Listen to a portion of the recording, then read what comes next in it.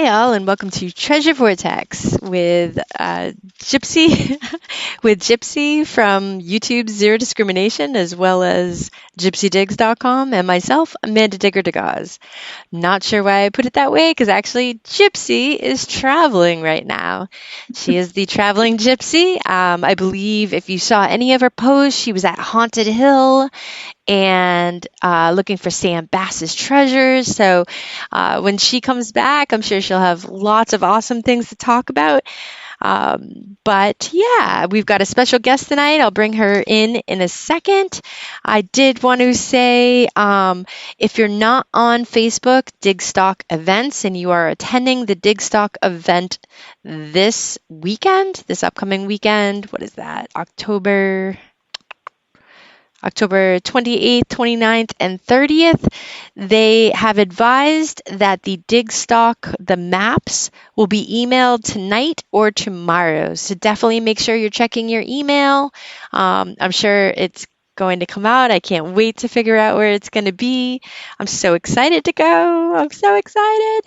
And for those that are attending, that are listening to this podcast, the first 20 people who come up and find me at the meet and greet and say this key phrase, trick or treat Treasure Vortex, will get a Halloween treat, which is one of our brand new Velcro patches, the Treasure Vortex patch.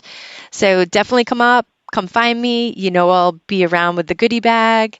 And I can't wait. And this past weekend kind of definitely put the cream on the cake because it just made me that much more ready for this weekend. So someone I dug with this weekend, let's all give a warm welcome to Stef Tanguay.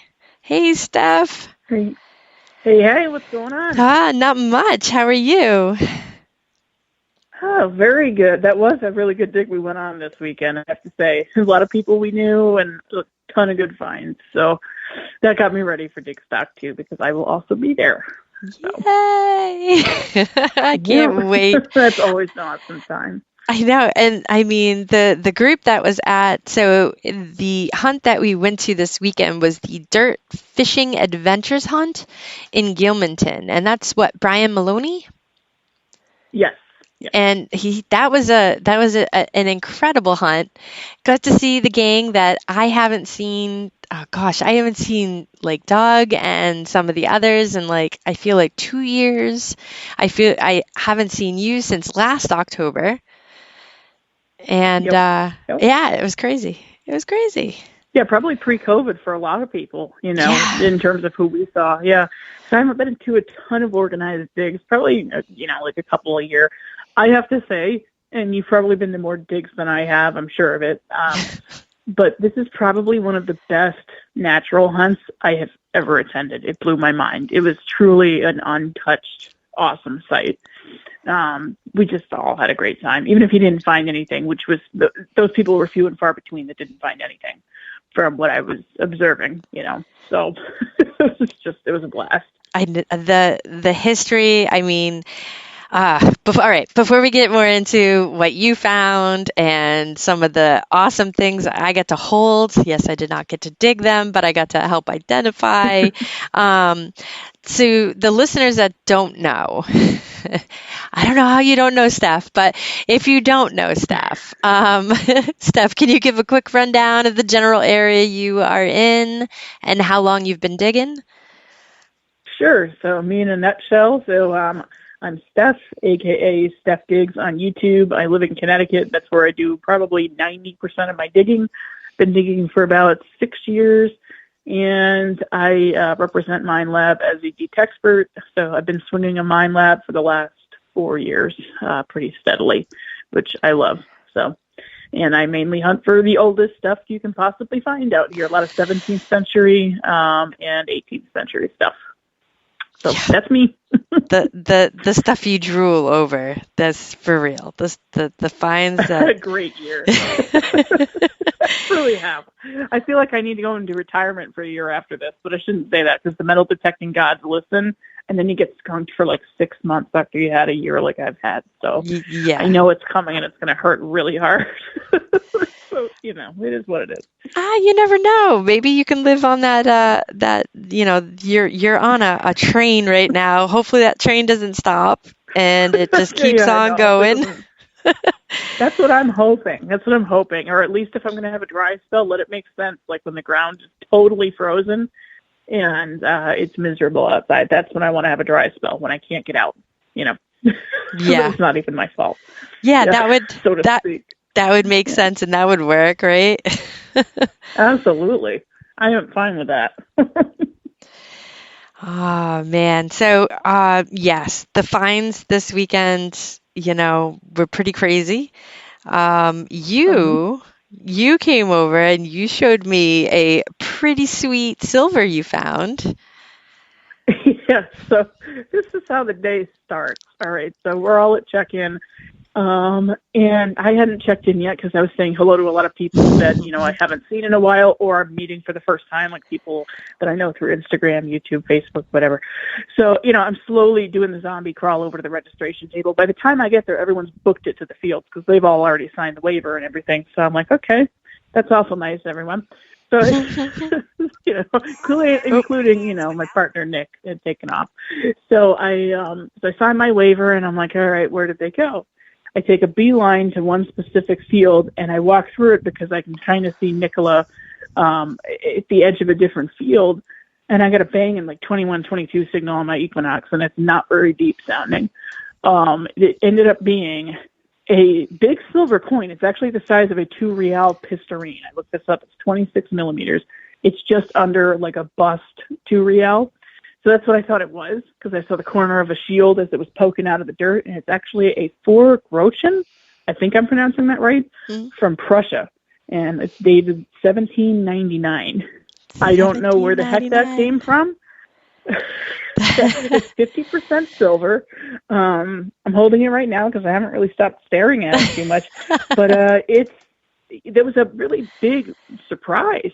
And then we found out later in the day, because obviously that was my first hole. I don't know if I mentioned that was my first hole of the day. So I was just kind of messed up after that and just showing people, filming other people and all that stuff for my video.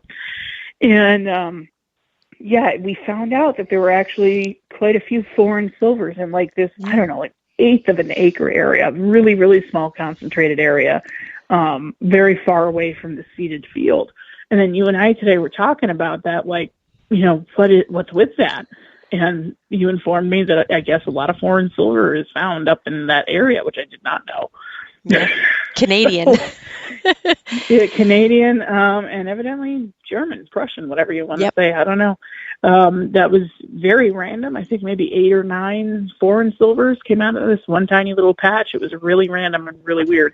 And because I was just doing a beeline trying to get to Nicola and Doug, I didn't continue swinging around that area. I figured it was a random one-off. And so my friend Adam went up and scooped up 4 behind me. The same kind of area. So, weird little hot spot. And then I saw a lot of colonial buckles come out, not by me. A George Washington inaugural button. Yes, so that was a find of the day. Oh, Scott, and I don't know if Scott's listening right now. He might be busy, but he came over. Well, at the end of the day, I went over to the truck and his truck, and we were all parked in the same area, and we were showing off. Everyone was showing their different finds, and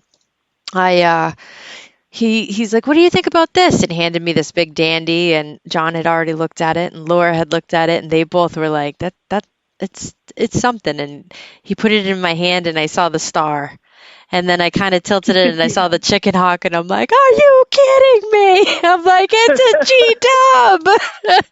And I know, I probably stopped to talk to him a couple of times that day, and he had it knocking around in his pouch all day, right? Yep. Not knowing what it was. Correct. Oh, my goodness. That's too funny because I would have loved to film that, and I'm sure he probably would have loved to film it after he dug it, too, knowing what it was, But that happens.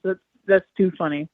So, and I'm glad because I think I ended up leaving maybe a little bit early because we had quite a hike back. This is 3 hours from Connecticut where we live. Yeah. So, I think Nicola and I left probably around 3:30. And he was still there. So it's a good thing the find of the day person was still there because up until that point, I actually thought I had it in the bag. This thing's the size of a 2 real from 1799, random silver coin. I'm like, yeah, I got this. And that never happens. I never get fined of the day. No, I didn't. But that I was didn't. fine. Yeah, I didn't even realize. I looked at Brian because he's like, he came down. I mean, I could barely hold my excitement for Scott. I think I would have been doing somersaults myself. It was just so exciting. And Brian came over and he's like, you won find of the day right there. The best relic or whatever it was. I'm like, you do that at your hunts? And he's like, oh yeah. I'm like, oh, that's cool too. I hadn't even. Yep. So that was a neat aspect of it so he came over, he's like, here you go. You won it hands down. But I did see. Yeah, definitely. There was another patriotic button came out, United We Stand chicken hawk cuff button. And then I got one of those Canadian fish scales. But yeah, you were mentioning that. I think 3 of those came out. Yeah. So, I wasn't really thinking about how close we actually were to Canada and how much contamination that we see, especially with Canadian coins, when you get into the upper United States. I really wasn't thinking about it. So I thought it was so strange when we saw Canadian silvers coming up and stuff and the other foreign stuff, because we don't see it in Connecticut. We were talking about this earlier to people who were listening to us, and I was like, ooh, let's, save more of a discussion for the show because it was interesting to me. Mm-hmm. We just don't see that stuff in Connecticut. I very rarely do we dig anything outside of, in terms of, really early colonial. We usually dig British coppers and Spanish silvers, and sometimes there are French coins mixed in, because obviously the French helped us during the Revolutionary War. And so there are some French coins over here, but we don't see them very often. Like every so often a Liard will pop up or whatever, but we don't see a ton of variety in Connecticut, not like you guys do up north. So that was a different experience. That's why I kind of kept looking at my coin like, what the heck is this doing here? This is so strange. So it took a while to sink in. They're like, oh, well, that's a pretty amazing coin. That's awesome. Yeah. So, it doesn't happen here. It's amazing. You drive 3 hours and it's a whole new ball game. Yeah, absolutely. You cross over that border. I mean, what was it? It was Bone in April. We saw a lot of random, and those fish scales, those Canadian coins, like you had said, you thought your coin at the hunt was a 2 real. When I flipped the fish scale out, I thought it was a half real. And I remember, that's where our minds go. Yep, and I remember Flint, when we were at Bone, he had flipped a coin, and it was hold, and again, it's about the size of a half real, and he had come over, and it ended up being a fish scale. And I saw quite a few, of the silver fish scales that came out in, I'm not sure what town we were in. Maybe Swansea, up near Keene.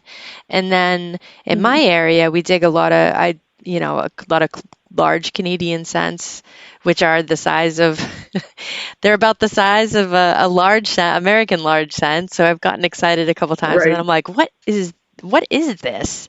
I remember finding my first one being like, what? And I found a British, not a British, I can't remember. It was a Brazilian coin, and I think strange. I've never dug a Brazilian coin. And the old stuff. It's crazy. So I guess it depends on what they came in with, but especially if it's pre-1857, because even after the Coinage Act of 1857, I think we were still using foreign when we could. Yep. When we can get away with it anyway. So, like the coin I found is pretty worn. The 1799 pork roach, and it's really worn, but you have to think that probably was in circulation for 50, 60 years possibly. Because we just had such a shortage of coinage in the colonies at the time, so we used what we had. yeah, basically, exactly. Exactly. Now, speaking of old coins, let's see, which one do we want to start with? How about we start? All coins except for one thing that we talked about, I think. No, there's two. There's two things. Oh, okay. So we'll start with your end of, because we obviously haven't had you on since 2021. You ended 2021 with a bang. Out digging semi-frozen ground. I gotta ask, after you found this, before you say what it is, did you take the rest of the winter off, like the rest of December off? Give a break? I turned my machine off as soon as I could get my bearings, and I walked out of the field. Because the year before, my last signal, not that there's anything wrong with this, guys, but my last signal was a tomback button, which is like, that's like a dime a dozen in Connecticut. We find them all the time. The signal's not exciting. And once you have 200 or 300 tomback buttons to find, it's not all that exciting either.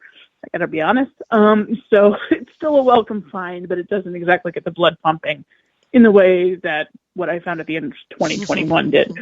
So should I go now and start talking about what it was? Absolutely. Okay, so yeah, it's semi-frozen ground.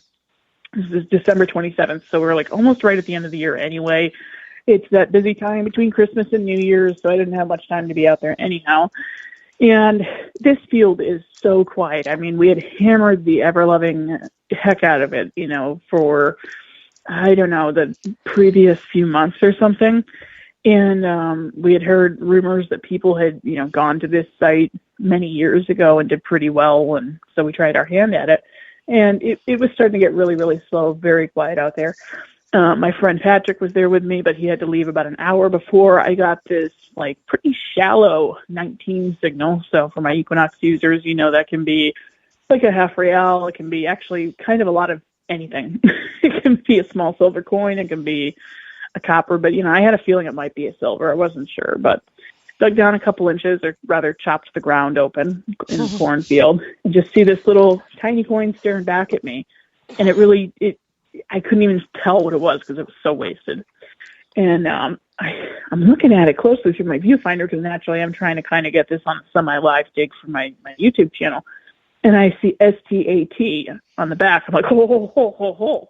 I have a United States halftime. And I thought I could see the clouds underneath states. And I'm like, nah. And I took a bunch of photos of it like in situ in that frozen clump. And I still didn't know what it was at the time. I flipped it over, started spraying it off, and I saw the 00 for 1800 annulated drape bust half dime, which is like impossible to find. Talk about a needle in a haystack. Yeah. That is something I never thought that I would find. I really, truly did not. I had suspicions that I would find a tree coin of some kind long before I would even touch draped bust silver. I'd never even touched a draped bust silver coin before that day. So I was freaking out. Like I said, my friend Patrick had left like an hour earlier, and I'm like, why did Patrick have to leave? I'm like yelling in this field by myself, like crying all over myself, just like, oh my God. It's that's probably one of the biggest freakouts I've ever had. I was freaking bawling and screaming just by myself. It might embarrass some people, but those are the moments that I live for, So I wish my friend was still there to have shared that with me, but I called him freaking out. Then I got like 6 more phone calls, and then I wasn't responding to his because I was on the other line, and he almost drove back to the field because he thought I had a heart attack. Oh, jeez. Yeah. Oh God, that was a trip. What a day. I mean, I still have it just like sitting on my living room table in one of those 3D display cases, but it's always kind of within arm's reach of wherever I'm working, basically. So, yeah. That was, I turned my machine off and walked out of the field, and that was that. That was the last signal of 2021. It's a phenomenal way to end 2021 detecting. So yeah. Oh God, this is great. So Ohio relic hunter Steph cleans her small silvers with magical tears. Yeah, I kind of do. Oh man, the emotion showed though in that video. It was absolutely amazing. God. Absolutely. Yeah, it's like, it's funny because I know some people try to like compose themselves before they get on camera. I don't care. I'm like, this is why, this is my passion for metal detecting. This is why I want to, unpopular opinion. I like bringing more people into the hobby because it's done so much for my life and really enriched my life. I think other people should have that chance. And if they can see that pure, like just, raw emotion from me and what it means to me, and that inspires somebody to get a metal detector or to go out the next day and they find something great, then, I've done my job, basically. Yeah, that's absolutely. Absolutely. Yeah. Next, we'll go to a relic that I drooled about. It's crazy how too. You'll notice on Facebook, like there's like when one person finds something, and then all of a sudden another detectorist finds, and then it's weird how it works sometimes. Like I don't know, and you're That's not true. in the It happens all the time. and you're not in the same Yeah. areas. Like, maybe yes, New Yeah. England, but not in the same state, not in the same. But it's hilarious. But you found a pretty sweet commemorative, patriotic button that is Yeah. on my list to find. Yeah, not even commemorative because this is the OG. It's not the Yes, 1812 and up version. This is Rev War era yes. patriotic rattlesnake button. So yeah, I pulled that out and I'm like, oh gosh, I feel bad because I'm just thumb punching the really cakey dirt off of it. We'd had a lot of rain the day before. It was a beautiful night, another beautiful 19 signal. I like that number on my machine. And I'm thumb punching the dirt off and I'm thinking, oh, it's got this fat rim. And I had military on the brain because I just really wanted to find military. That was my goal this year, is get some military buttons, and boy, did I. Yes. So I'm thumb punching the dirt off. It's got the raised edge. I'm like, oh, maybe it's one of those like Excelsior buttons or something. And then I go off camera and I brushed it off and I'm like, no. And I could see the rattlesnake plain as day, and kind of sort of the stars in the middle. Unfortunately, it was a cornfield find, so some people saw how that cleaned up. It kind of looks like an Oreo now. But, it's you can still see what it is clear as day. But that's one thing I really wish I had found in the woods, because I am not banking on ever finding one of those again. That would be insane. So that's like, for those of you who have no clue what the heck I'm talking about, if you've ever watched Turn, Washington Spies, like these were the original patriots who really wanted to fight for the cause to, create America. And this is kind of a way for patriots to silently nod at each other that they were on the same team and they were not Tories. Is they would wear these rattlesnake buttons, and some of them were a lot more subliminal than others. But that's kind of how you would communicate in a silent way. Just really, really fascinating history.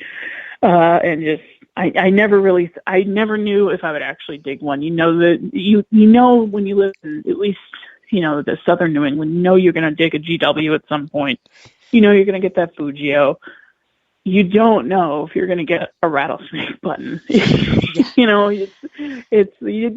don't exactly know if you're going to get a tree coin. It's that one's up in the air. So that was a huge win. I was really, really excited about that, and that is quite a bit more rare than finding most GW button varieties, I would say. It's kind of a blanket statement, but I think it is, because I see far less of those than I do GWs. I do have to say, if you don't get out at all, then you're not going to find anything. This is true. Yeah, this is true. And I try to get out a lot, especially this time of year. I try to get out a few days a week. Summer was brutal. I mean, it was over 100 degrees on a lot of days, or at least the heat index was in August. I barely got to dig. Unless I went at 5 a.m. to maybe 9 or 10, I just didn't dig because it was too hot. And it bothered me in a way it hasn't in years past, but I've also been doing a lot more field hunting versus hunting in the woods, because a lot of the, cellar holes out in the woods here in Connecticut are very, very tapped out. And, I've just found a lot more productivity in cornfields, than I have in the woods. So as much as I like spending time in the woods, I'm usually in the beaten down hot sun in the middle of a cornfield and sweating my butt off and getting burnt to a crisp. So, yeah, it's very, the fields, and even then, the fields, like, they start to burn your feet too. Like, it's crazy how that works. See, that hasn't happened to me. That's that good. hasn't happened to me. That's good. It must be. I have the thicker soled shoes too, because I'll skip down and do the mudlarking, so I'll still have the thicker shoes on. Yep, and then those are not fun to detect in. But so the cellar holes that were so convenient, a hop, skip, and a jump from you've hit pretty hard. Oh God, yes. I have. I don't even care if somebody Googles, figures out where I live, and then tries to hit these sellers, because you're not going to find a thing. And if you do, congratulations, come knock on my door. I want to see it. Yeah. There's like 5 or 6 sellers that are within walking distance of my house. And that's where I learned how to metal detect, because, I originally was very into, I used to watch Todd Hiltz's videos all the time, and I still will rewatch those. A lot of you, if you're relatively new to the hobby, you might not even know who he is. He was on the Whitesfield team for a while, along with Dave Wise. Amanda was too, before they sadly went under. Anyway, I digress. That was a sore topic I didn't even mean to touch on. But anyway, they used to do a lot of cellar hole hunting, and I just thought it was fascinating. They were coming home with pocketfuls of coppers and complete buckles, Todd and Dave were, and I thought, wow, this is pretty fascinating, and I've got woods right behind my house, so I'm going to go there, and before I even knew how to map cellar holes, I was finding them and pulling up some pretty good stuff. So that kept my interest for a while, and once those started getting tapped out, obviously I branched out, but eventually I landed on doing cornfields, and that's where I find better coinage. It seems like a bigger variety, and more often will I find things in cornfields than I do in the woods. So yeah, that's that. And again, the cornfields, even the hay fields, the old plowed fields, those farm field coppers and farm field, they come up so toasted. Oh, they're so ugly. They're so ugly. Except for, I did pull one pretty copper this year. If you want to segue into that, I don't know if you want to segue into let's head that way. Yeah, so I found, if you're going to find one pretty copper, this is the one you want to find, or one of them. So like 2 months ago, I was out beeping a cornfield. We weren't finding a ton that day. But I got like a 24 to 26 on my Equinox. Again, didn't sound very deep. But, I figured, well, even if this is a copper, it sounds like a copper, but even if it is, I'm not going to get super excited, because everything I've dug out of that field is completely wasted. Like no ID whatsoever, except I think I ID'd one really chewy draped bust, and that was it. And what should come up but like the most beautiful Nova Constellatio you've ever seen. I'm looking at the plug, because I flipped the plug over, and it was in this cakey dirt, and I could see it was situated straight up and down. And how long it was like that is anybody's guess. So I'm thinking that's kind of what saved it from the elements a little bit, but I have no idea. I just kept thumb punching it, and it looked better and better and better. And that coin, without getting into a tremendous amount of detail, is kind of really what started our monetary system in the United States. That's where it all begins, is with this particular coin. And they weren't even intended for circulation, because it was kind of experimental coinage, I guess. So it's considered more of a token than a coin. Mm-hmm. And if it's not, intended for circulation, the numbers are pretty low. The variety I have, it's estimated there were 500 to 999 pieces struck of that variety, which is not remotely the rarest one. So, good old Nova Constellatio, 1785. Yes. And I really wanted that one, and people have pointed out that my hair resembles that coin, and I'm not sad about it. So that's fine, because I love that coin. It's such a cool-looking coin. Now, if any of you were on Facebook and saw the advertisement, the coin was in the bottom right corner. Amazing. Yep. Amazing condition. Yep. I could not believe it. I'm like, wow, here's a copper that I can't destroy, because I'm really good at destroying coppers. I like to take experimental measures to clean some of them when they come out of a cornfield, because you've got nothing to lose. For example, I actually, looking at it right now, I dug a King George III halfpenny the other day, which out here is a relatively common copper coin. Mm-hmm. And I could kind of see his bust a little bit, but I just kind of went, screw it. And I grabbed my Brillo pad that had some polish in it, and I just rubbed the heck out of it. But I'll tell you what, it looks way better now than it did in the field. I can see the whole bust instead of just part of his head. And I can see Britannia on the reverse. I could practically get a date off of it. I think it was a 73, but I don't know. I'm probably making things up. I make things up like, how we see shapes in the clouds and then we see like shapes in corrosion. Yep. I might be doing a little bit of that. But it's a more enjoyable coin for me, and I don't care. I'm never going to sell these. So that's not a measure I would have taken with my Nova Constellatio if it had been in rough shape. So thanks God it was in really good condition to begin with. But yeah, I experiment. So why not? Yeah, I mean, if it's yours, it's yours. You'll do what you want. Is. And again, Yeah. like you said, the King Georges, I mean, they do come. Yeah, like I'll find another one. Yeah. Yeah, I'll find another. I'm pretty confident about that. Unless I lose both of my legs tomorrow for some ungodly reason, I'm going to dig another one. Why would you knock even on wood. I don't know. say that? I don't know. I shouldn't have said that. I'm knocking on wood. I apologize to people listening. My dogs are going bananas because our tenant just went down the street. Let me close the door. Okay. Sorry, everybody, if you can hear that. All right, you guys are all obnoxious. Okay. Knew that was going to happen. I don't have backup right now because Nicola's at work, so I don't have somewhere I can just kind of close them up to be quiet and contained. They'll just bark the whole time. So we all know how that goes. We do have a question for you. Bill, ORH, wants to know if you have taken the sifter into some of those pounded cellar holes and try sifting it all. Yes, I actually have. I've tried it. Only with one of them. There's another one I want to try, but that one's a bit of a hike, and it's the only sifter I have is actually massive, so I kind of need help to do it. But I did go to one that's like literally right behind my house, and that's the one I've pounded the hardest probably. I actually did a video on it. It's colonial dump digging. It's one of my older videos. And I sifted, we did find some clay pipe stems, parts of clay pipe bowls, animal bones. I found what is probably a human tooth, which is really actually pretty interesting because you have to think, like, no they didn't, I mean, what the heck? Yeah, no dentist. So it's like, wow, this guy just really had to, like, twist up a shirt and bite down on it. And, well, you couldn't bite down on anything if someone was trying to pull a tooth, but I digress. The point is, it looks like it was probably pretty darn painful. And you can see why it had to come out, too, because it looks like there's a big cavity down one side, if that's what it is. It could be something else, but I did have a dental hygienist look at it, and she thinks it's human, so. Yeah, I mean, I do. Yeah. I find a bunch of teeth in the dump. I mean, what else were you going to do with them? You just toss it after you yank them. Yeah. I don't know.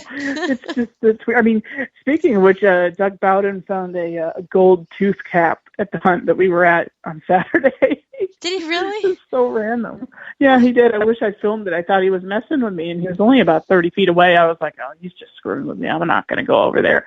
And I come to find out he wasn't kidding. And it's somewhere between 8 and 10 karat gold. Oh, jeez. Okay. Yeah. Now, not what I was expecting, but...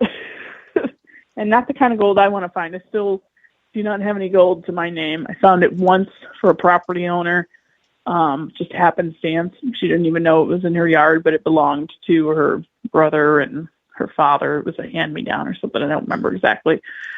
But yeah, I don't have any to my name in my collection. So, but knowing me, it'll be colonial gold.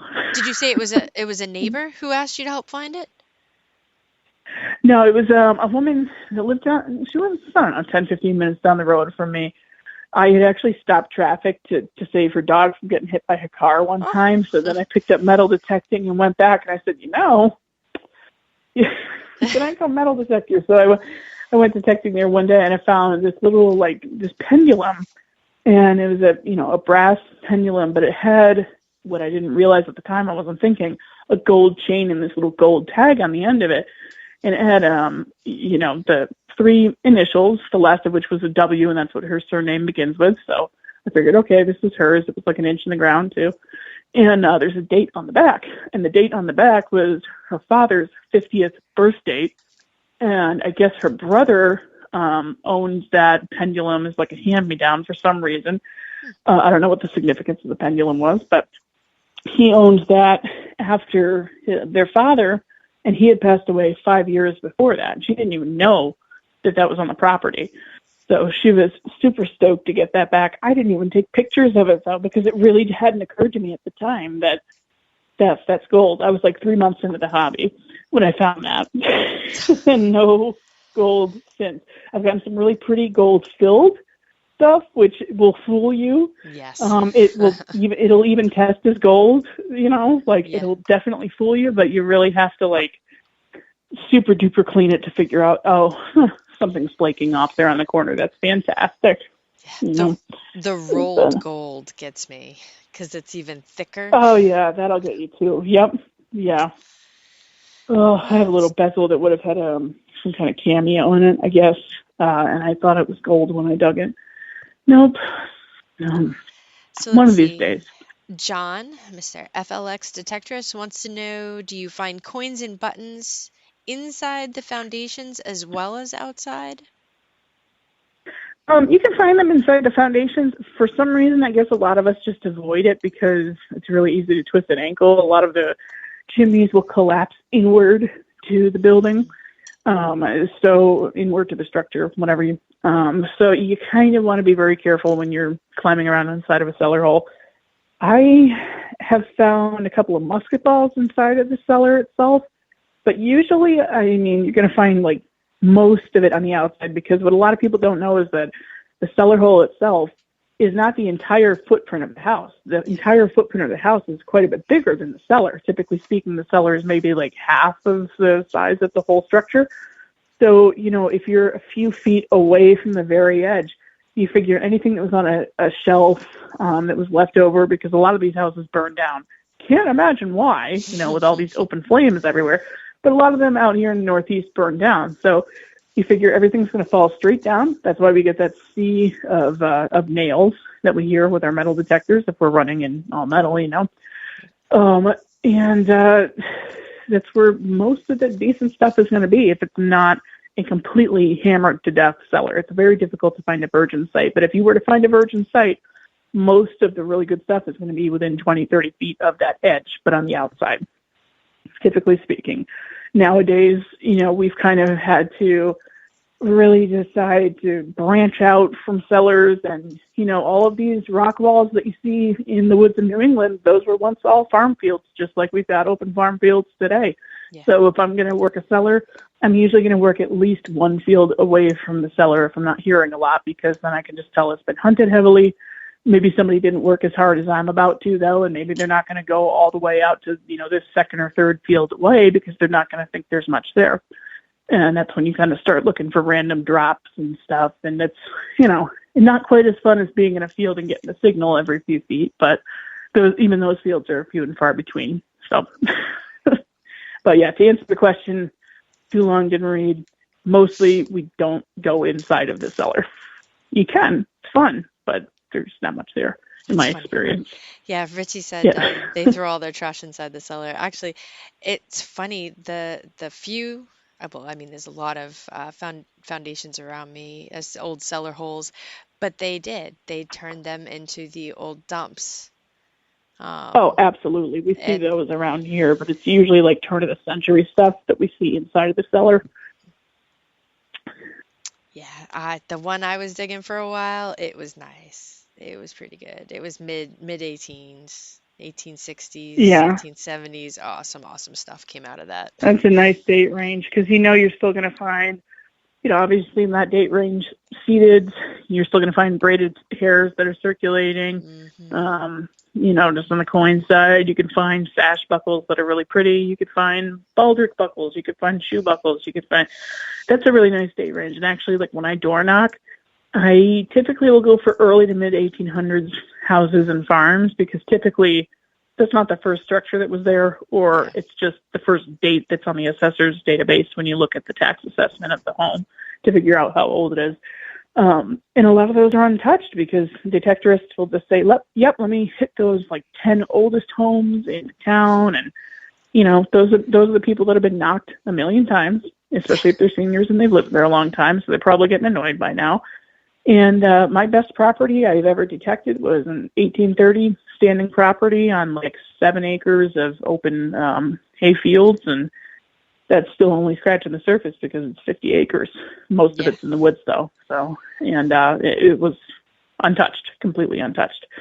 So that's usually my tip. You gotta love those untouched properties. It's like, oh man. Yeah, it's like what we had this last weekend. That was awesome. Yeah. It's few and far between, really. But that's where research pays off, because it's, Brian, the event organizer, had said that it looked like this had evaded the eyes of other detectors because a 1790s home was ripped down in the 1990s. And, in 98, there was a new home built on the property. So if someone's just driving around and not doing their research, they're going to skip over this. Now, I wouldn't, because I would just be looking at the cornfields and thinking of the possibilities. Yes. But a lot of people evidently just, only one guy had ever detected it before, and boy, did he leave a lot for us to find. Jon and I were talking tonight, and we were going, boy, would we love to figure out who that was and see what they might have found too, because that would just be so neat to piece together even more potentially what's been found there. Though once he finds out a giant group came up and detected. Not a giant, because it wasn't. Yeah, then he might be hitting it every other day after he sees everything that we all collectively found. But I guess evidently he stayed pretty close to the road, and that's barely scratching. That's not even scratching the surface of that property. It was huge. Yeah. So I know Brian was considering doing another hunt there, and I'm all in to do that because it was such a good site. So, and the amount of I know that trash was dug. I mean, I saw, thankfully, again, this was one of those hunts. They had the buckets out in the middle of the fields and around the fields and stuff, and that was awesome because again, Saturday was my first full day digging with the 800. So I definitely dug some nice sounding iron. I mean, they were pork chops and things like that, but that goes away soon enough, though. What I will say about the Equinox is it first to me, because I was still a beginner when I got mine. Practically, I think I had been swinging maybe a year and a half, and I was coming from a Garrett background, so going from a Garrett to an Equinox was really a stretch for me, especially being a beginner. And so it was a learning curve for me, but nowadays I can look at it and say, oh, well, I can see why somebody who's experienced wouldn't have the same learning curve that I did. So I don't think, how long have you been swinging for, what, like 15 years or something like that? A while. 10 years, yeah. 10, okay. So regardless, a while, longer than me anyway, almost twice as long. So I don't think you're going to have the same learning curve. And a lot of people have had really good luck with it because that's the most popular machine in the country, I'm sure. And what I will say about it is it gets very, very easy to tell what is a nice solid piece of maybe good iron. Maybe it's a stirrup. I mean, I had a stirrup that rang up a nice bright sounding 17. But you'll be able to figure out what a pork chop is and what a almost a non-ferrous like sounding nail is, and you'll figure it out pretty quickly. I did not dig any nails. It was the pork chop or relatively like square iron, so it was okay. Like I was okay with it. I wasn't chasing nails. Yeah. So that's all that mattered to me. Exactly. And every so often you will get that a little bit, but I mean, very rarely. I dug for fun this year because I could tell it was going to be iron. I dug one pork chop all year this year. Awesome. And maybe a couple last year. So, but I've been swinging the Equinox for about 4 years now, a little over 4 years. So, that's kind of an extension of my right arm. I know I can call like 75% of what I'm going to dig. Not the exact, date or anything of a coin, but you know what I mean. Wait a second. Did you turn psychic too? Silver. But it's good to train yourself that way. This is sounding like a little silver. This sounds like a big copper. This sounds like a big piece of crap, but I'm going to dig it anyway. Yep. This doesn't quite have a real clean edge on. Doesn't have a really clear finish. So maybe this is going to be a relic because I'm getting a solid hit on it and it sounds pretty good. So But I think it'll be pretty easy for you to pick it up for sure. I mean, and if not, you know where you can find me. I do, and I can't wait for next weekend. Just a quick reminder to anybody who might have came in late, if you're going to Digstock this weekend in New York, the maps are going to be emailed either tonight or tomorrow to the email address on file. And to the first 20 people who come up to me at the meet and greet and say this key phrase, trick or treat, treasure Vortex, will get a Halloween treat, which will be one of our new Velcro patches. So definitely come over. You're going to want to meet Stef if you haven't yet. And if you have met Stef, you're going to want to still come over and hang out.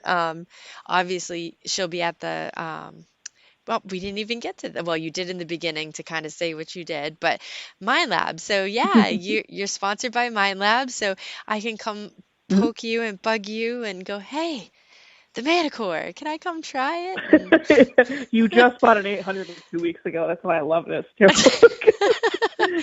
Just bought a freaking 800. Oh, so funny. But yeah, we're going to have one Manticore there, one and one only. You'll have to pry it from Debbie's hands because nobody's using that thing unless Debbie is there, because it is the only Manticore in the United States at the moment that we are aware of. As far as I understand, because I am with a dealer as well, the Digger's Den, who Gypsy also works for. So if you guys are giving Gypsy support, that's great. Keep doing what you're doing. She's the normal co-host over here. So any sales, give those to Gypsy. But all coming from the same place. We love the Digger's Den, so that's why we work for them. But in any case, yeah, so in terms of on the dealership end, we haven't heard of any of the distributors getting those just yet. But when the distributor does get it, it's going to be a somewhat limited amount, given out to each dealer who has pre-ordered a number of Manticores, and we're still waiting on that. This target date is still the end of the year, guys, but, if you're pretty far down somebody's pre-order list, we could be looking easily at early 2023. So in the meantime, just try to be happy with, most of you, I'm guessing, are swinging Equinoxes. If you're wanting to switch to the Manticore, just try to be patient because this is, it's going to be another crazy popular machine, I'm sure. We could have another Deus 2 situation on our hands, and those were pretty difficult to get for the first few months, but you can get them pretty easily. Different manufacturer, but same situation kind of. So I think that machine's going to be amazing, though, the Manticore. It's going to be a perfect love child of a CTX 3030 and a MindLab Equinox. That 2D screen where you're going to actually be able to see the ferrous and non-ferrous items in the ground, that's game-changing. There's going to be a lot of adjustability in the tones, which is awesome because for me, I hunt exclusively in 50 tones on the Equinox. So I talked to Debbie at length a couple of weeks ago. We were talking about that. She said, yeah, you can make it sound like an Equinox. You can make it sound like a CTX. You can make it sound like whatever you want to, basically. And, it's going to be nice and light. If you guys have a carbon fiber on your carbon fiber shaft on your Equinox right now, the Manticore will weigh approximately the same. I believe it's 2.6 pounds versus the Equinox 2.9, and that would be with the Equinox stock shaft. Let's see, what else? For those of you who don't know, it's going to be 0 to 99 point DDI, which is awesome because obviously we've had plenty of complaints about the compressed VDI on the Equinox. When you get, and Amanda, you're going to find this out too, which I don't find it frustrating, and I don't think you will either because, we're just out to find non-ferrous stuff. We're not specifically coin shooting. At least I don't feel that way. I don't think you are either. So, if I get here's the fun 18 signal. Now, people who have been swinging an Equinox for a while will know why that's funny because an 18 can be like anything. It could be a copper. It could be a wasted half dime. It could be a wasted half real. It could be a skeleton key. It could be a small buckle. It could be a dandy button. It could be a small button. It could be a shotgun shell. It could be a kettle point. You have no idea unless you can at least tell it's a coin typically you're not going to know exactly what that signal is. So what's nice about the Manticore is that middle section is really spread out, because when you get in the higher numbers of the Equinox, like a 26, 27, that's going to be a silver dime if it has that silver finish kind of sound to it. It could be a large cent, but typically it's going to be a silver dime. And so it doesn't feel as compressed when you get towards the top of the VDI scale with the Equinox. But in the middle, you're just like, well, it's a non-ferrous diggable target, and it's so that's gonna be very interesting to me. I don't care about that because, like I said, if we're relic hunting, what does it matter? If it's non-ferrous repeatable, you dig it. But for people who coin shoot, and hey, that's fine. I think they're gonna enjoy this quite a bit more than the Equinox, personally. So. It should be a hell of a machine. Yeah, and I'm sorry. Really excited to get my hands on one. I jumped right to the Manticore where I said, congratulations on your sponsorship with Mind Lab. Oh, thank you. Thank you. Yeah. Knew you were going to be sponsored. It had been a long time coming. Mind Lab's a great group, so congratulations. They are. Yeah, working with Debbie is awesome. If you ever, you guys, if you ever get a chance to talk to Deb at an event, she might look a little scary, like she's, in the middle of a million things, and trust me, she is. In the middle of a million things, she's not scary. But she's just a kind, straight shooter, really personable woman, and I love working with her. She's a badass. I love her. So I'm glad I ended up where I did. I love the Garrett people too. I've known them for years. But in terms of what fits for me, I am really glad that I ended up making an impulse buy of that Equinox 4.5 years ago because I have, I've played with a couple of machines since. Yeah, I played with my AT Max here and there for like a month. I played with a Simplex for a little while, for a month, kind of to boost some views on my channel just for ha-has. But I always went back to my Equinox pretty quickly because I just love that machine so much. So yeah. It's awesome. Feels great. It was a lot of work, and it just feels it's a huge privilege to be, and an honor to be sponsored by Mind Lab for sure. ORH Bill wants to know when you're going to get the Mind Lab Jeep. I'm going to have Debbie will that over to me. That thing's amazing. It's such a sleek looking. I haven't driven it yet. I'm going to ask Deb if I can drive it this time, because I know I'm probably going to have to be to the field early since I'm actually working at this event. So I'm going to see, hey, when we don't have the trailer on there, can I drive it? So I feel like she might say no, but worth asking though. Absolutely. It is always worth asking. Now, I know we're rolling down the show tonight, and we've talked about you're going to be at Digstock this weekend in New York. Do you know of any other events you might be? I know. I'm seeing 2023's events already rolling out. Do you know if you're going to be attending any? I am going to try to make Digstock in March work, because I have seen nothing but good things coming out of there whenever they do North Carolina Dig. Especially with the Native American artifact digging too. I don't get to do that where I'm at. It's a very rocky in the Northeast. It's a huge pain in the butt to try to dig a pit like what they do in the South. And I did that a little bit in South Carolina at a different dig this past year, and I really enjoyed it. We just found a whole bunch of pottery and hung out and, found a bunch of flakes and stuff, things that artifact hunters would not get excited about, but metal detectorists really would. So, this is going to be in March, the biggest event in the country that we've seen in a long time, probably since the first Pound the Ground up in Plattsburgh, New York. I think it's supposed to be 1,500 attendees or something insane. I can't remember, but it's a large number. Yeah, I will be there. Number. I thought I saw 800 yesterday. I'm like, wait, I thought it was 1,500. So whatever it is, though, it's a big event. Yeah, and I'd really like to go. Not to mention, I am sure that help will be needed at the Mind Lab tent. I would imagine, especially with that number of people. We do a lot of changing washers on the shafts for people because all the over tightening of the Actually, we shouldn't even touch on that subject of coil ears breaking. I'm really sorry I brought that up because now someone's going to ask me questions in the chat.